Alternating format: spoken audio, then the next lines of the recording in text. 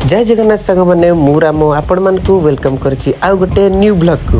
तो आज आम आसी अंशु भाई मोर एक वेडिंग आर्ट करने भाई मैंने ये हूँ से जगह ये देखते पिला मैंने देखिकी भाई मैंने देखिकी आमको पूरा सही सही हाल हाई कर देती। तो आज आम आर्ट करने झिंटिका पल्ली ये देखूँ आम पूरा स्केचिंग कर सही सही लगी जाइस।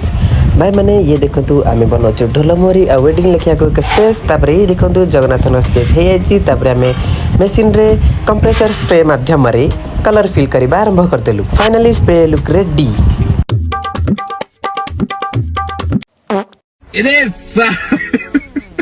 भाई मैंने मजा मस्ती पूरा काम आम सही सही चली ये देखूँ फाइनाल वर्क आम शेष हो जाए। तो आपको केमती लगुच मु कमेंट माध्यम जन पारे।